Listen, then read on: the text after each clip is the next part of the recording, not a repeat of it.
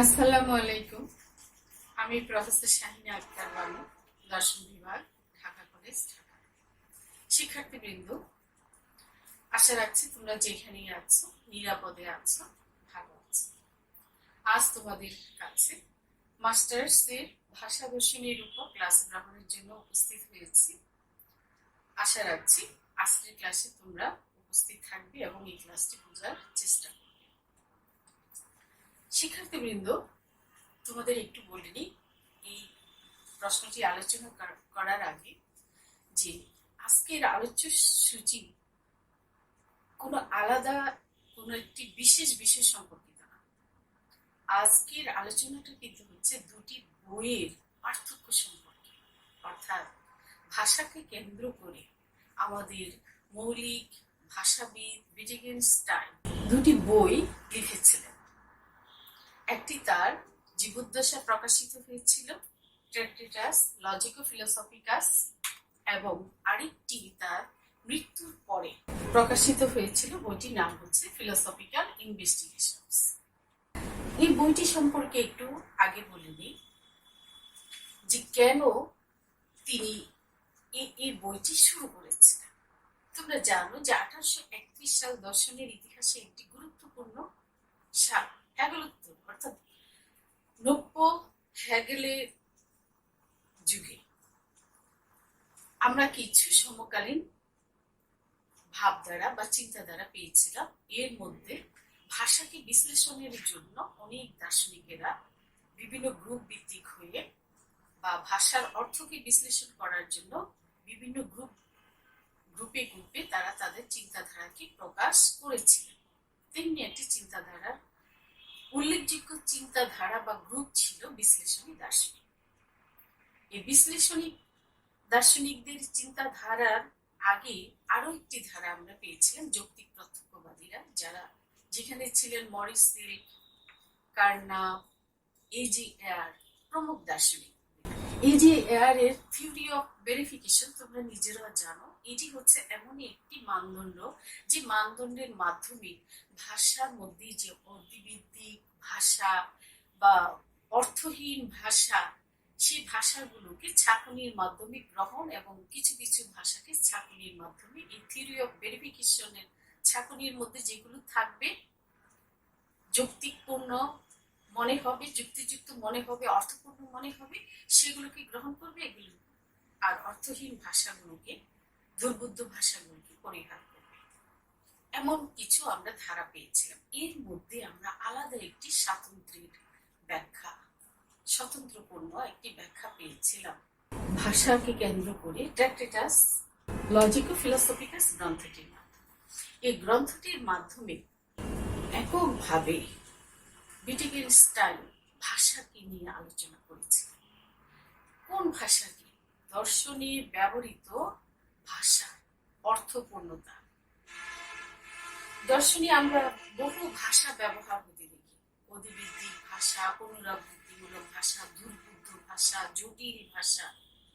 এইসব ভাষার কারণে উইটগেনস্টাইন এবং তার পূর্ববর্তী যিনি বার্ট্রান্ড রাসেল ভাষাকে নিয়ে কাজ করেছেন এবং ভাষার মধ্যে বিভিন্ন অযৌক্তিক বিষয়গুলোকে বাদ দেওয়ার চেষ্টা করেছেন।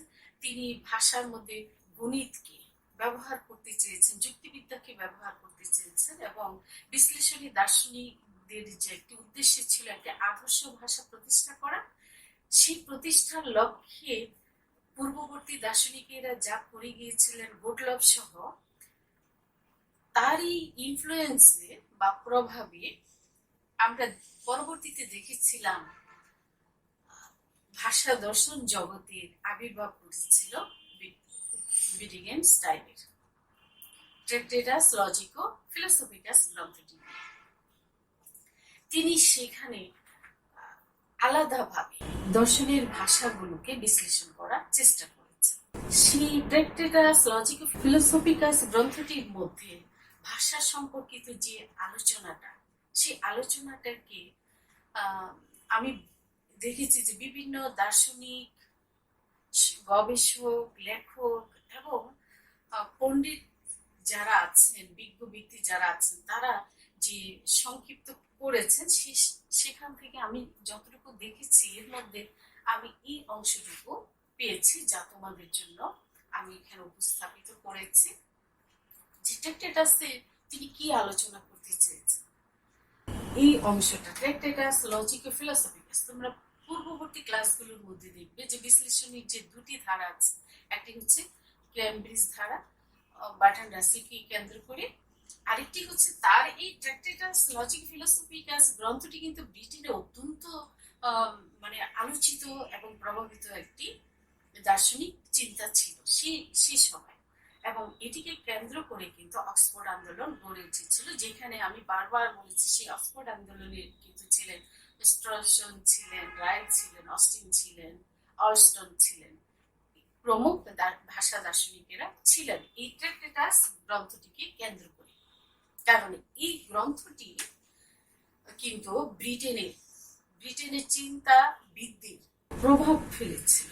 এই বইটির মধ্যে তিনি দর্শনের যে ভাষাগুলো যে ব্যবহৃত হয়েছে, অর্থাৎ উইটগেনস্টাইনের পূর্বে তিনি তো বার্ট্রান্ড রাসেলের প্রিন্সিপিয়া ম্যাথামেটিকা গ্রন্থটি পড়েই তো ভাষা দর্শনে, বিশেষ করে দর্শনে প্রেমে পড়ে গিয়েছিলেন, এবং দর্শনের প্রতি তার এত ভালোবাসা ছিল যে তিনি আর অ্যারোনটিক্যাল ইঞ্জিনিয়ারিং পড়তে চেয়েও আর সেটি পড়লেন এবং বাদ দিয়ে তিনি দর্শন আলোচনায় উৎসাহী হলেন, এবং উৎসাহী হয়েই কিন্তু তিনি এই বইটি লিখেছিলেন। তিনি বিশ্লেষণী দার্শনিক, অপরাপর বিশ্লেষণী দার্শনিকদের মতো দেখেছেন যে সেইখানে অধিবিদ্যিক আলোচনা অনেক বেশি, এবং সেখানে যে দর্শনে যে ভাষাগুলো ব্যবহৃত হয়, যে শব্দগুলো ব্যবহৃত হয়, যে পদগুলো ব্যবহৃত হয়, প্রত্যয়গুলো ব্যবহৃত হয়, সেগুলো চিত্র এবং বাস্তবতা প্রথমে তিনি এক মনে করেছিলেন। ফলে তিনি কিন্তু সেখানে দেখেছিলেন বচন ভাষা বিশ্লেষণের মাধ্যম। অর্থাৎ ভাষা মানে কি হচ্ছে? ভাষা মানে হচ্ছে এই যে আমি কথাগুলো বলছি, এইগুলি হচ্ছে আমার ভাষা, কিন্তু আমি যদি না বলতাম তাহলে কিন্তু এগুলো ভাষা হতো না, এগুলো আমার মনের চিন্তা, মনেই থেকে যেত। অর্থাৎ তোমরা যে কথাগুলো বলো, কথাগুলো লিখো, এগুলি হচ্ছে তোমার ভাষা, কিন্তু তোমার মনের ভিতরে যে চিন্তাগুলো চলে, এগুলো যতক্ষণ পর্যন্ত ব্যবহৃত না হয় ততক্ষণ পর্যন্ত কিন্তু এগুলো ভাষায় রূপ পায় না। তো সেই সময় এই ভাষাগুলো নিয়েই যে দর্শনের যে আলোচনা ছিল, দর্শনের যে অধিবিদ্যিক আলোচনা বলো, আত্মার অমরত্ব, কার্যকরণ তত্ত্ব, কিংবা ইহকাল পরকাল, জগৎ সৃষ্টি ইত্যাদি সম্পর্কিত যে আলোচনা, সেই আলোচনাটা কতটুকু অগ্রগতি হচ্ছে, কেন থেমে যাচ্ছে, এই সকল চিন্তা ভাবনা কেন্দ্র করে কিন্তু ভাষার অগ্রগামিতার জন্য কিন্তু আলোচনার সূত্রপাত হয়েছিল, ভাষাকে বিশ্লেষণের সূত্রপাত হয়েছিল। এই সূত্রপাতে তিনি দেখিয়েছিলেন তখনকার আলোচনা ছিল বচন ভাষা বিশ্লেষণের মাধ্যমে।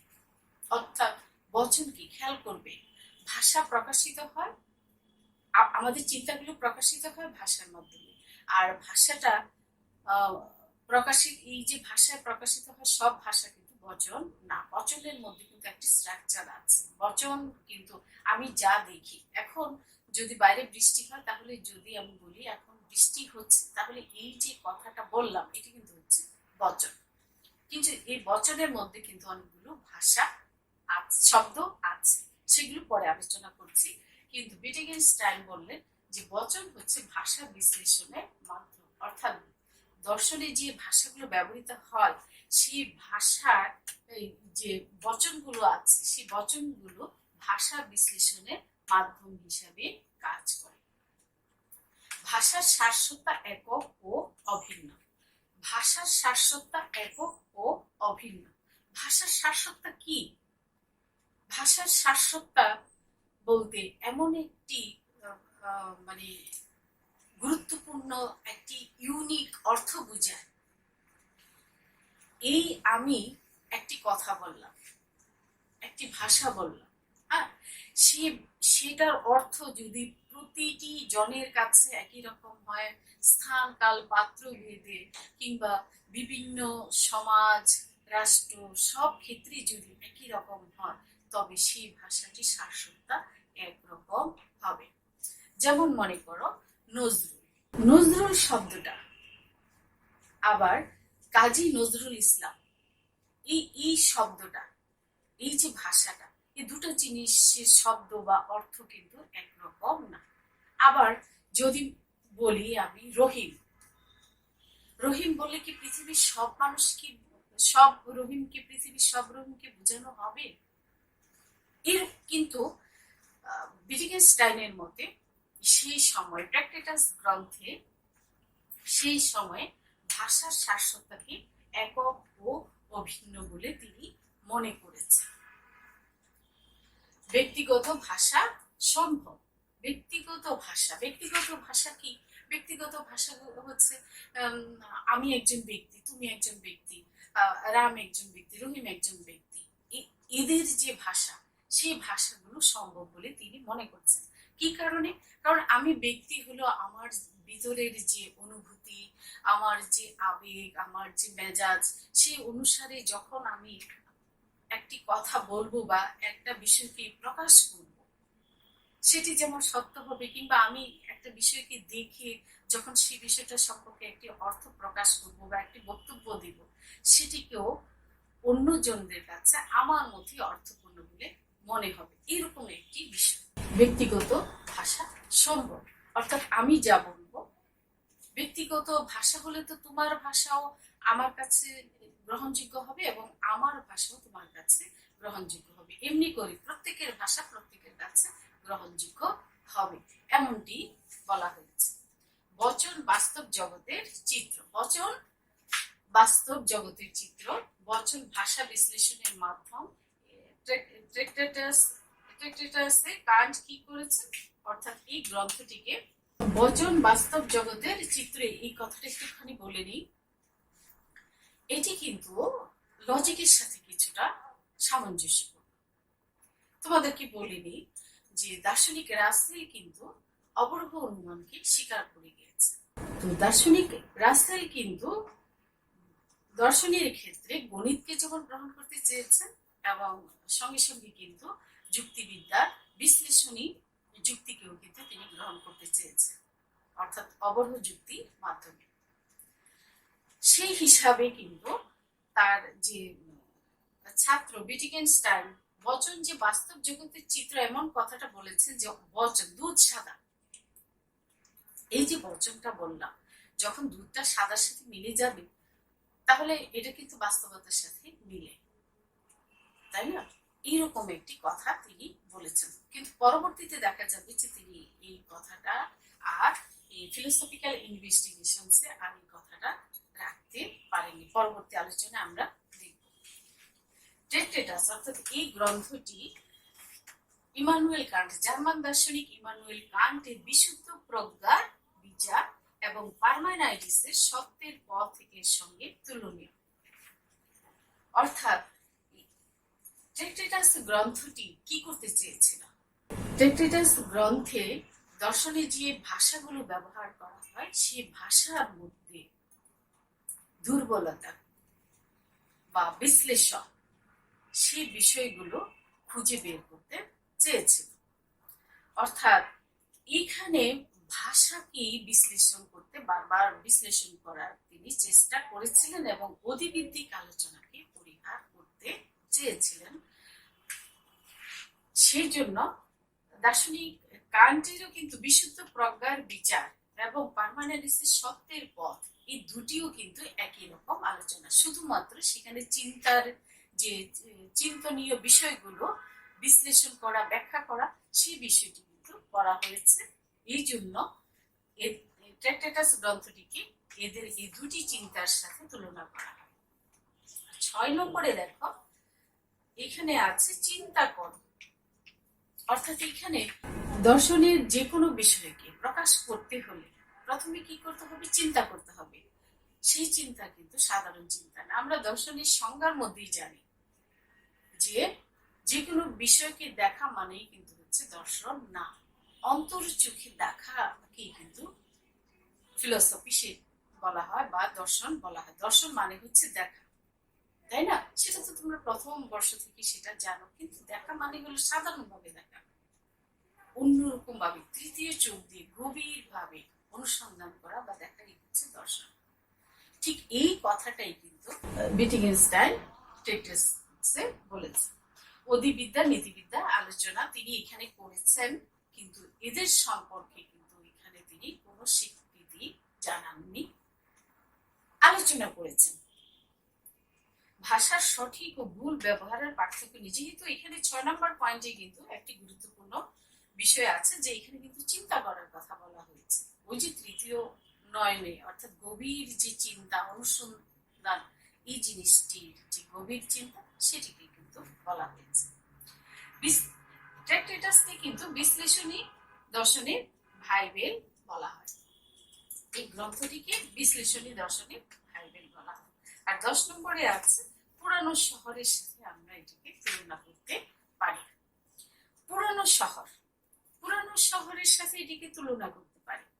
আমরা ট্র্যাক্টেটাসের পরে ফিলোসফিক্যাল ইনভেস্টিগেশন এই জায়গায় যখন আমরা আলোচনায় যাই, সেখানে দেখি যে দার্শনিক বিটিগেনস্টাইন ভাষা এই পর্যন্ত যে দর্শনে যে ভাষা ব্যবহার হয়েছে সেই ব্যবহারকে পুরনো শহরের সাথে তুলনা করেছে। অর্থাৎ পুরনো শহর কেমন থাকে, একটি বিশৃঙ্খল শহর থাকে, সেখানে কোনো সৌন্দর্যতা থাকে না, সেখানে কোনো ডিসিপ্লিন থাকে না, সবকিছু এলোমেলো, এবং এটি এটি কোনো কাঠামো নেই, একটি সৌন্দর্য কাঠামো, প্রাঞ্জলতা বা কোন সিস্টেম সেখানে গড়ে ওঠে না।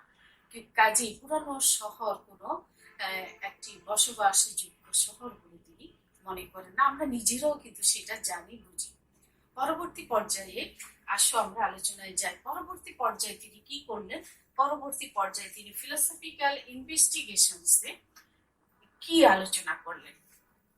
আমরা কিন্তু আজ এমন একটি আলোচনায় এসেছি যে দুটি বই নিয়ে তুলনামূলক আলোচনা, এটি কিন্তু একটি দুরূহ বিষয়। এটি ছোট্ট সংক্ষিপ্ত একটি আলোচনা বা একদিনের আলোচনায় কিন্তু শেষ হওয়ার কথা নয়। কিন্তু আমরা হয়তো এই ক্লাসটি আরো কয়েকটি অংশে যদি ক্লাসরুমে হতো তাহলে হয়তো সেই আলোচনাটি করা সম্ভব হতো, কিন্তু এটি আজকে আমরা পরিস্থিতির কারণে হয়তো এটি বাধ্য হয়েছি। ছেলেরা আরেকটু মনোযোগ দাও, আমরা শেষ করে দিচ্ছি। এখানে দেখো বচনকে ভাষা বিশ্লেষণের মাধ্যম হিসেবে নেওয়া হয়েছে, কিন্তু ফিলোসফিক্যাল ইনভেস্টিগেশনস আমরা আবার দেখি যে ট্রিকটেটাস লজিকো ফিলোসফিকাস এই বইটির কিন্তু একটি দুরূহ বলা হয়েছিল, অস্পষ্ট বলা হয়েছে। সেটিকে সমালোচনার কারণে তিনি পরবর্তী পর্যায়ে ভাষাকে কেন্দ্র করে আরেকটি বই লেখা শুরু করেছিলেন, যেটি হচ্ছে ফিলোসফিক্যাল ইনভেস্টিগেশনস। কিন্তু এই বইটি তার জীবদ্দশায় কিন্তু প্রকাশিত হয়নি, কিন্তু তারপরও আমরা এটি দেখেছিলাম তার মৃত্যুর পরে, খুব সম্ভবত 1953 সালে এই বইটি প্রকাশিত হয়। খেয়াল করে দেখো, শব্দ ভাষা বিশ্লেষণের মাধ্যমে, আগে ছিল বচন ভাষা বিশ্লেষণের মাধ্যমে, এখন এসে গেল শব্দ। তার মানে হচ্ছে ফিলোসফিতে যে ভাষাগুলো ব্যবহৃত হয় সেই ভাষাকে বিশ্লেষণ করলে বচন পাওয়া যায়, বচনকে ভাঙলে পদ পাওয়া যায়, পদকে ভাঙলে শব্দ পাওয়া যায়। তাহলে তিনি এখানে কি করতে চেয়েছেন? এখানে একেবারে ছোট্ট ছোট ইউনিটের অর্থ কিভাবে প্রকাশ পায়, সে অর্থগুলো কতটা গ্রহণযোগ্য, যুক্তিপূর্ণ, সেগুলো থেকে ধরেছে। তিনি বচন থেকে না, তিনি একেবারেই শব্দ থেকে তিনি শুরু করেছেন, যে প্রত্যেকটা শব্দ কি অর্থ ব্যবহার করছে। কাজেই শব্দ হয়ে গেল ভাষা বিশ্লেষণের মাধ্যম। ভাষার সারসত্তা একক নয়, বহু। এখানে দেখেছিলাম ভাষার সারসত্তা একক ও অভিন্ন, কিন্তু এখানে দেখা যাচ্ছে ভাষার সারসত্তা একক নয় এবং বহু। অর্থাৎ পূর্ববর্তীতে তিনি যে ব্যাখ্যাটি করেছিলেন পরবর্তীতে আর সেখানে স্থির থাকেনি। পরবর্তীতে তিনি বলেছেন ভাষার সারসত্তা একক নয়, ভাষার সারসত্তা বহু। যেমন মানুষ কিন্তু আমরা কিন্তু বলি যে এক দেশের গালি আরেক দেশের বুলি, এরকম হয়ে যায় আর কি।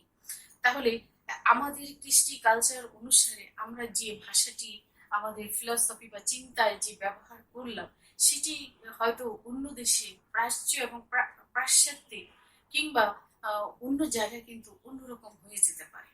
কাজেই একই রকম ভাষার অর্থ বা ভাষায় ব্যবহৃত যে শব্দ বা পদ, সেগুলোর অর্থ যে পৃথিবীর সব জায়গায় সব জনে সব সময়ে একই রকম হবে তা কিন্তু না। যদিও তিনি পরবর্তীতে বলেছিলেন যে জগৎ গঠনের কাঠামো যেমন, ভাষা গঠনের কাঠামো তেমন। কাজেই জগৎ তো সে প্রাচীন কাল থেকে আজ আমরা এই যে বর্তমান পরিস্থিতিতে এসেছি, বর্তমান অবস্থায় এসেছি, এই জগতে যেমন পরিবর্তন আছে, সংশোধন আছে, ক্ষয় আছে, লয় আছে, তেমনি ভাবে ভাষারও কিন্তু পরিবর্তন আছে, সংশোধন আছে, সংযুক্ত আছে এবং মার্জিত রূপ আছে, সংশোধিত রূপ আছে। কাজী এভাবে ভাষার কি হয়, যে সারসত্তা, সেই সারসত্তা কিন্তু একরকম থাকে না। ভাষার সারসত্তা কিন্তু একক নয়, বহু হয়ে যায় এবং সেটি গ্রহণযোগ্য। ব্যক্তিগত ভাষা সম্ভব নয়। আবার এখানে যদিও বলেছেন যে ব্যক্তিগত ভাষা সম্ভব, এখানে কিন্তু ব্যক্তিগত ভাষা সম্ভব নয় বলেছেন। আচ্ছা, ব্যক্তিগত ভাষা সম্ভব কিরকম বলেছিলেন যে আমার বা এক এক ব্যক্তির অনুভূতি, তোমার আমার বা এক এক ব্যক্তির অনুভূতি বা তাদের যে জানার যে সত্য বিষয়টা, আমি যে বিষয়টাকে সত্য বলে জানি, যেমন মনে করো চিনি মিষ্টি, এটি আমার ব্যক্তিগত অভিমত, ব্যক্তিগত ভাষা, আমি বললাম যে চিনি মিষ্টি। কিন্তু আরেকজন জ্বর মুখে যদি চিনিকে মুখে দেয়, তার মুখে কি চিনিকে মিষ্টি লাগবে? চিনিকে কিন্তু তখন তেতো লাগবে। এই যে তেতো লাগা, এটাও তো তার অভিজ্ঞতা এসছে। কাজী আগে কিন্তু বলেছিলেন যে মানুষের ব্যক্তিগত ভাষা সম্ভব, কিন্তু ব্যক্তিগত অভিজ্ঞতায় যে ভাষাগুলো আসে এগুলো মানে সার্বজনীন মানদণ্ড শেষ পর্যায়ে থাকে না। ফলে কোন যুক্তিতে ব্যক্তিগত ভাষা সম্ভব না? সার্বজনীন আমাদের ব্যক্তিগত রাম শ্যাম যদু মধু, অর্থাৎ পৃথিবীর যে একক ব্যক্তিদের যে ব্যক্তিগত ভাষাগুলো, এগুলো হচ্ছে আমাদের একান্তই নিজস্ব ভাষা, একান্তই নিজস্ব অনুভূতির ভাষা, একান্তই নিজস্ব চিন্তা ভাবনার ভাষা। কাজেই এগুলো সার্বজনীন মানদণ্ড নিয়ে বলে এই ব্যক্তিগত ভাষা পরবর্তী পর্যায়ে উইটগেনস্টাইন অস্বীকার করেছেন এবং সম্ভব নয় বলেছেন। বচন বাস্তব জগতের চিত্র নয়। অনেক সময় দেখা যায় যে সেই কথাটাই একই রকম ব্যাপার আসে, যে বচন যে বাস্তব জগতের চিত্র। আমি মনে করব যে এখন আমার আকাশে, অর্থাৎ বাংলাদেশের আকাশে চাঁদ দেখা গেল, কিন্তু অন্য দেশের আকাশে তো চাঁদ দেখা নাও যেতে পারে। কি কারণে? পৃথিবীর আবর্তনে হয়তো আমার এইখানে দেখা যাচ্ছে যে রাত, কিন্তু আমেরিকাতে তো এখন সকাল হবে, তাই না? তো এই যে বচনগুলো আমার আমার দেশের প্রেক্ষাপটে যে বচনটা, সেই বচনটা আমার দেশের প্রেক্ষাপটে হয়তো বাস্তব, কিন্তু অন্য দেশের প্রেক্ষাপটে হয়তো বাস্তব না। ফলে বচনের এই যে ভেরি করা, অর্থের যে ভেরি করা, এই জিনিসটার কারণে কিন্তু বলা হচ্ছে বচন বাস্তব জগতের চিত্র নয়। ভাষা খেলার সঙ্গে তুলনীয়। ভাষাকে খেলার সাথে তুলনা করে বলেছেন যে আগে কিন্তু ভাষাকে বিশুদ্ধ প্রজ্ঞার বিচার সত্যের পথের সাথে তুলনা করা হয়েছিল, কিন্তু এখানে দেখা যাচ্ছে ভাষাকে খেলার সঙ্গে তুলনা করা হয়েছে। অর্থাৎ ভাষা কিন্তু কল্পনা না, অর্থাৎ দর্শনের ভাষা এটা কিন্তু ভাব সম্প্রসারণ না, এর মধ্যে একটি সিস্টেমেটিক বিষয় থাকতে হবে। এবং এটিকে খেলার সাথে তুলনা করেছেন, তার মানে প্রত্যেকটা খেলার একটি আইন কানুন আছে। ফুটবল খেলার কিছু সদস্য আছে, নিয়ম আছে, আবার একটা সীমা আছে। ক্রিকেট খেলা ধরে যে কোনো খেলারই যেমন একটি সুনির্দিষ্ট নিয়ম আছে, ঠিক তেমনি ভাবে ভাষারও সুনির্দিষ্ট নিয়ম থাকতে হবে। নিয়ম না থাকলে এটি কি হয়ে যাবে?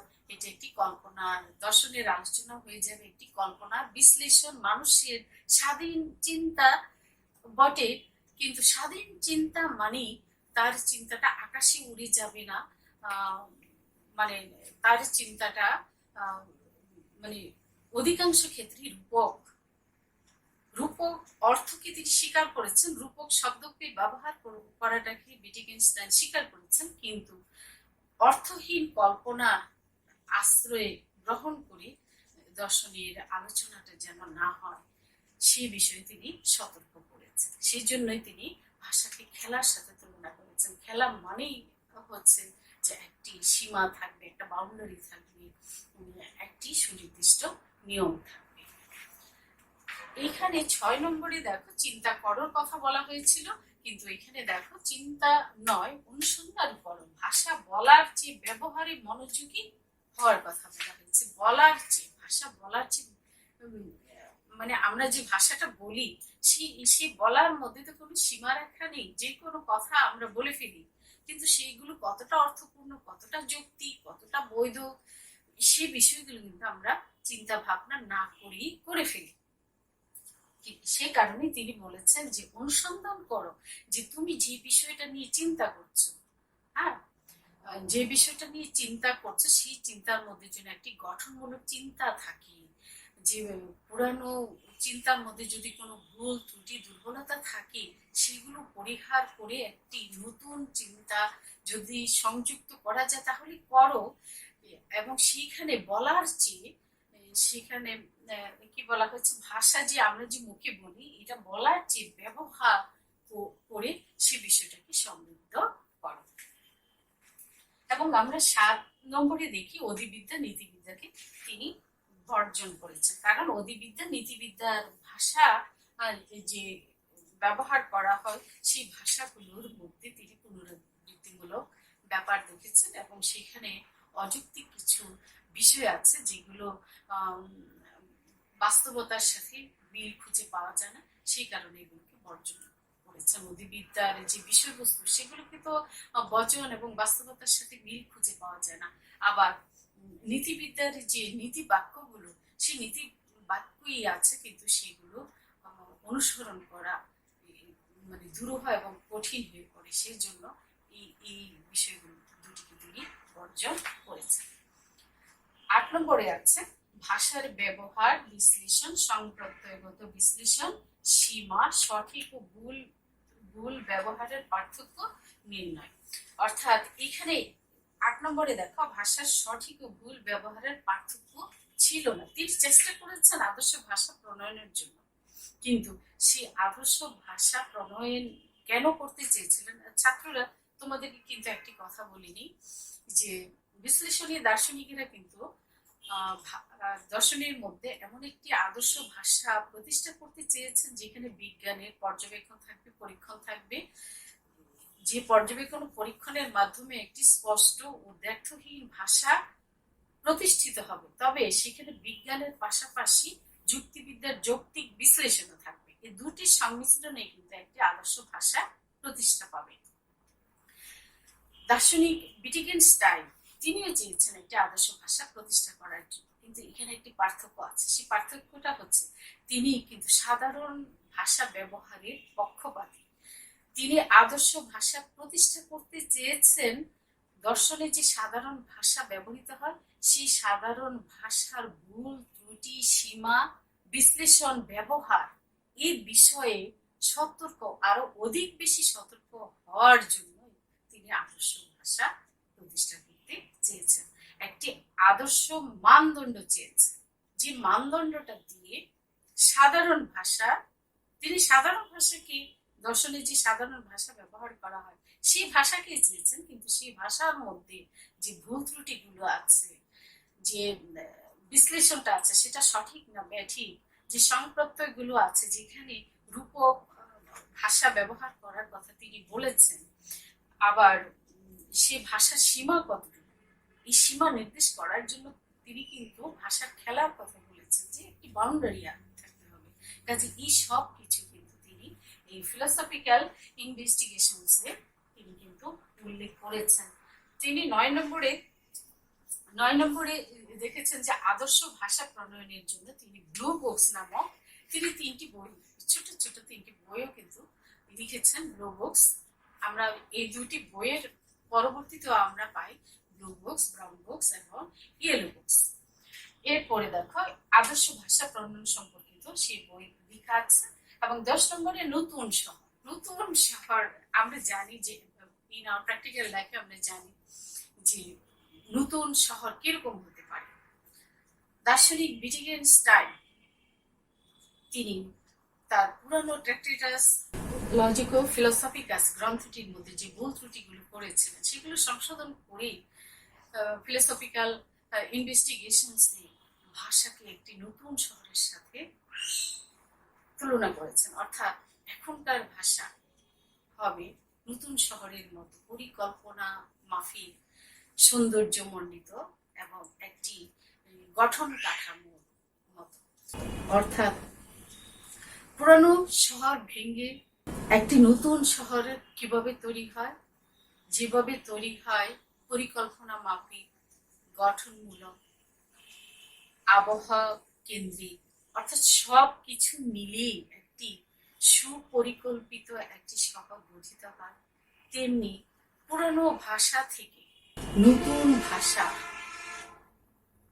নতুন শহরের মতো তৈরি হবে এমন একটি চেষ্টা থেকেই তার ট্র্যাক্টেটাসটি শুরু হয়েছিল। অধিবিদ্যাকে পুনরাবৃত্তিমূলক, দুর্বোধ্য, অস্পষ্ট ভাষা থেকে দর্শনকে তুলে এনে একটি নতুন ভাষা দর্শনে আলোচনা করা। কিন্তু তার সেটি বহু সমালোচনার কারণে, অজস্র সমালোচনার কারণে তিনি ট্র্যাক্টেটাস লজিকো ফিলোসফিকাস গ্রন্থটির পরিবর্তে আরেকটি নতুন গ্রন্থ বিশ্ববাসীকে দিয়েছিলেন, পুরানো শহর থেকে নতুন শহর তৈরি হওয়ার মতো। পরবর্তী উইটগেনস্টাইন ফিলোসফিক্যাল ইনভেস্টিগেশনস এর মাধ্যমে দর্শনের অগ্রযাত্রাকে এগিয়ে নিতে চেষ্টা করেছিলেন। এখানেই হচ্ছে দার্শনিক উইটগেনস্টাইনের ভাষা দর্শনের গুরুত্ব। আমরা আরো একজন ছোট্ট একজন তার ছাত্র এবং দার্শনিক, ক্যামব্রিজ বিশ্ববিদ্যালয়ে তিনি উইটগেনস্টাইনের বক্তৃতা 1939 সালে উইটগেনস্টাইনের একটি বক্তৃতা শুনেছিলেন এবং উইটগেনস্টাইনের সাথে তার ছাত্রের কথোপকথন হতো। এই ট্র্যাক্টেটাস লজিকো ফিলোসফিকাস গ্রন্থে তার ভাষা সম্পর্কে একরকম বক্তব্য এবং ফিলোসফিক্যাল ইনভেস্টিগেশনস ভাষা সম্পর্কে আরেক রকম বক্তব্যের পরিপ্রেক্ষিতে তিনি নিজেই বলেছিলেন উইটগেনস্টাইনের বক্তৃতা শুনে যে দার্শনিক উইটগেনস্টাইন পকেট থেকে চিরকুট বের করে করে বক্তৃতা দিতেন, কিন্তু দেখা যেত যে তিনি পকেট থেকে বের করছেন চিরকুট আর ফেলছেন। পরবর্তীতে তাকে জিজ্ঞেস করা হলে বলতেন যে যেটি উঠিয়েছি মনে হলো ওই সময়ের পরিপ্রেক্ষিতে এটি অনেক পুরানো হয়ে যাচ্ছে এবং এটি বাস্তবতা এখন আর নেই। ফলে তিনি নতুন আরেকটি প্রেক্ষাপটে বাস্তবতায় তার বক্তব্য দিতেন এবং শেষ করতেন।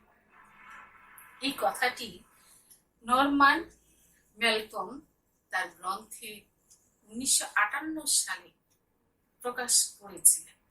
এতে দেখা যায় যে দার্শনিক উইটগেনস্টাইন এই মুহূর্তে যা চিন্তা করেছেন পর মুহূর্তে তা তিনি বর্জন করেছেন, কিন্তু এই বর্জনের মাধ্যমে আমরা প্রতি মুহূর্তে কিন্তু আরেকজন উইটগেনস্টাইনকে, আরেক নতুন উইটগেনস্টাইনকে পেয়েছি। তিনি দর্শনে ব্যবহৃত ভাষাকে কিন্তু একটি যৌক্তিক কাঠামো দিতে চেয়েছেন। আমাদের মনে রাখতে হবে যে দর্শনের ভাষার যে দুর্বোধ্যতা, যে জটিলতা, যে অভিযোগ বা সমালোচনা হয়, আমরা যদি উইটগেনস্টাইনের নতুন শহরের যে স্বপ্নের ভাষা দর্শনের কথা তিনি রূপরেখা দিয়ে গিয়েছেন, সেই রকম করে যদি আমরা দর্শনকে আলোচিত হতে দেখি তাহলে দর্শনের ভাষা অবশ্যই হবে গ্রহণযোগ্য, অর্থপূর্ণ এবং চিত্তাকর্ষক। শিক্ষার্থীবৃন্দ, আশা রাখছি তোমরা আজকের আলোচনা উপকৃত হবে। ভালো থাকো। আল্লাহ।